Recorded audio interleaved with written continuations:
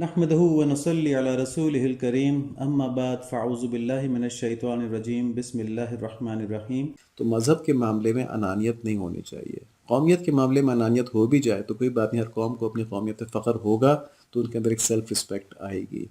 لیکن مذہب کے معاملے میں اگر انانیت آ جائے گی تو اس سے اخلاص نکل جائے گا، للہیت نکل جائے گی۔ اس کو یوں سمجھنا چاہیے کہ مذہب کے معاملے میں جب کوئی اختلافی چیز سامنے آئے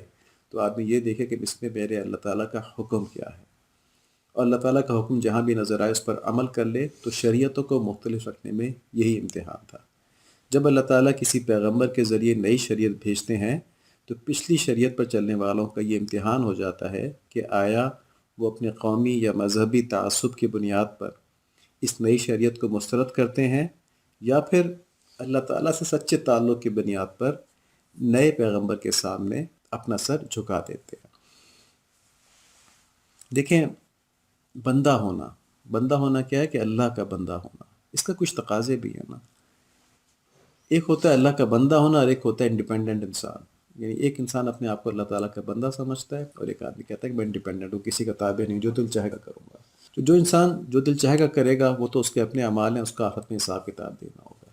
لیکن جو انسان اپنے آپ کو اللہ تعالیٰ کا بندہ قبول کر لیتا ہے، سمجھ جاتا ہے اس بات کو، تو اس کے اوپر ایک تقاضا آ جاتا ہے کہ وہ اپنی دینی تعلیم اور تربیت، ٹھیک ہے، تعلیم کا مطلب علم اور تربیت کا مطلب تزکیہ، اتنی ضرور کر لے کہ وہ حق اور باطل میں تمیز کر سکے۔ ہر مذہب کے اندر کچھ گمراہ فرقے بھی ہوتے ہیں، تو ان گمراہ فرقوں سے بچنے کے لیے بھی یہ تعلیم اور تربیت ضروری ہے، ورنہ آدمی کسی گمراہ فرقے میں پھنس کے گمراہ ہو سکتا ہے۔ اور جب اللہ تعالیٰ کوئی نیا نبی یا نئی شریعت بھیجتے ہیں تو یہی تعلیم و تربیت انسان کو اس کے نفسانی تعصب سے بچا کر اس کو حق بات کی تحقیق کرنے کی طرف مائل کرتی ہے، اس کی رہنمائی کرتی ہے،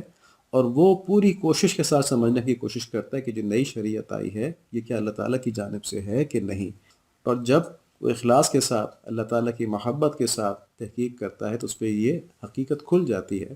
کہ یہ اللہ تعالیٰ کی طرف سے نئی شریعت آئی ہے، اور وہ اس پر منوعاً عمل شروع کر دیتا ہے۔ اب اس کوشش میں کامیابی کی صرف ایک ہی شرط، اور وہ یہ کہ انسان کا مقصد صرف اللہ تعالیٰ کی رضا کا حاصل کرنا ہو۔ جب وہ اخلاص کے ساتھ دین حق کو پہچاننے کی کوشش کرتا ہے تو اللہ تعالیٰ لازمی اسے حق بات کی طرف موڑ دیتے ہیں۔ یہ اللہ تعالیٰ کا وعدہ ہے، وَالَّذِينَ جَاهَدُوا فِينَا لَنَهْدِيَنَّهُمْ سُبُلَنَا وَإِنَّ اللَّهَ لَمَعَ الْمُحْسِنِينَ۔ سورہ عنکبوت کی آیت نمبر 69 ہے یہ۔ اور جو لوگ ہمارے لیے، ہماری طرف آنے کے لیے ہماری خواہش کرتے ہوئے مشقتیں برداشت کرتے ہیں تو ہم ضرور انہیں اپنے راستے دکھلا دیں گے، اپنی راہیں دکھلا دیں گے،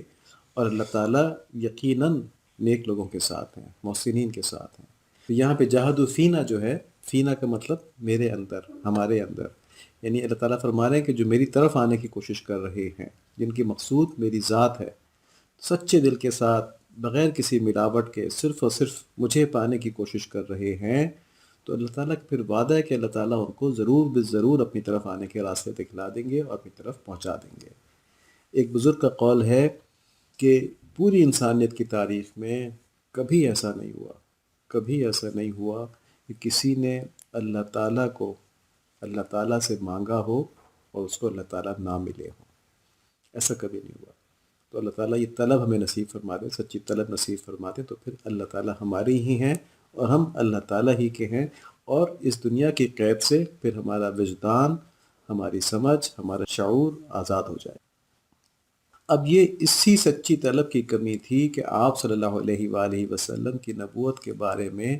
وہ یہود علماء جو اچھی طرح جانتے تھے، جن کے بارے میں یہ تھا کہ یہ آپ کو اس طرح پہچانتے جیسے اپنے بیٹوں کو پہچانتے ہیں، لیکن وہ ایمان لے کر نہیں آئے، کیونکہ انہوں نے کہا کہ بنی اسرائیل سے نبوت نکل گئی، بنی اسماعیل میں چلی گئی ہے، اب ہم وہاں کے نبی کے اوپر ایمان لائیں گے تو ہماری تو ساری شان و شوکت ختم ہو جائے گی، ہماری تو ساری دنیاوی جو وجاہت ہے وہ ختم ہو جائے گی، ہم کس کھاتے میں رہ جائیں گے۔ تو اس لیے وہ ایمان لے کر نہیں آئے، کیونکہ ان کو اپنی انا سے محبت تھی، اپنے نفس سے محبت تھی، اپنی مذہبی قومیت سے محبت تھی، حق سے محبت نہیں تھی۔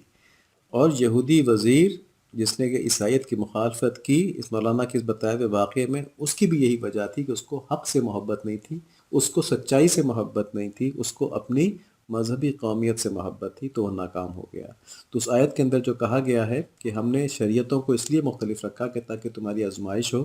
اس میں اسی انانیت کا اور مذہبی قومیت سے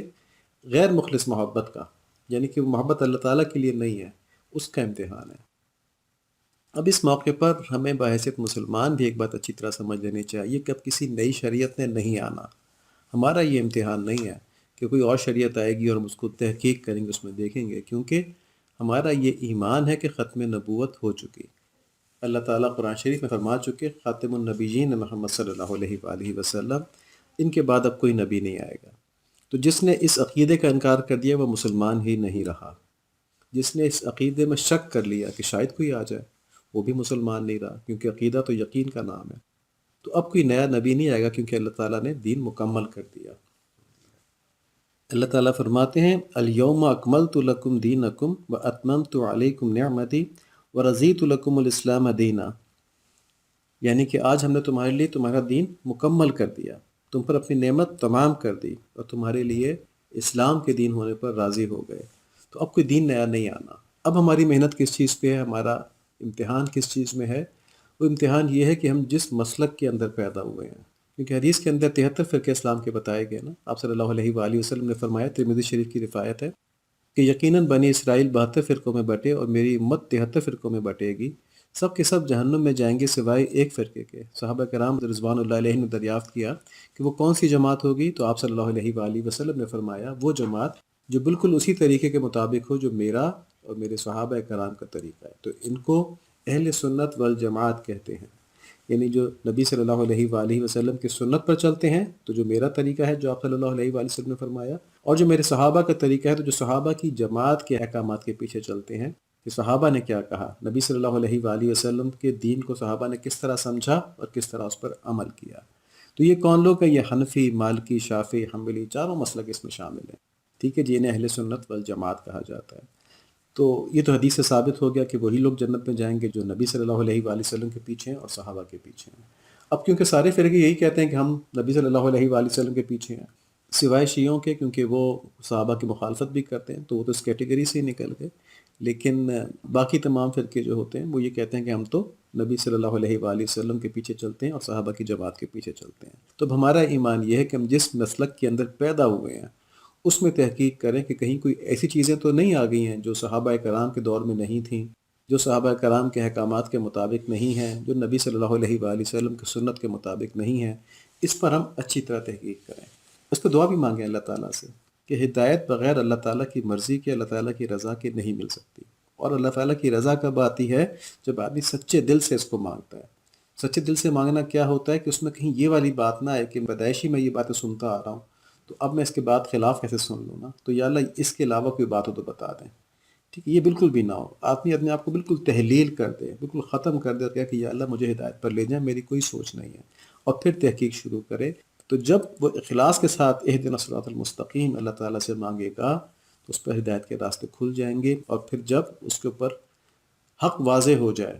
ٹھیک ہے، جب وہ اخلاص کے ساتھ اللہ تعالیٰ سے دعا مانگ کے غور و خوض کرے گا تو انشاءاللہ راستے کھل جائیں گے۔ ایسا ممکن نہیں ہے کہ نہ کھلیں۔ اللہ تعالیٰ نے فرمایا ہے نا کہ جو میری طرف بڑھتے ہیں ضرور ان کو راستے دکھلا دیتا ہوں، تو کوئی وجہ نہیں ہے کہ نہ کھلیں۔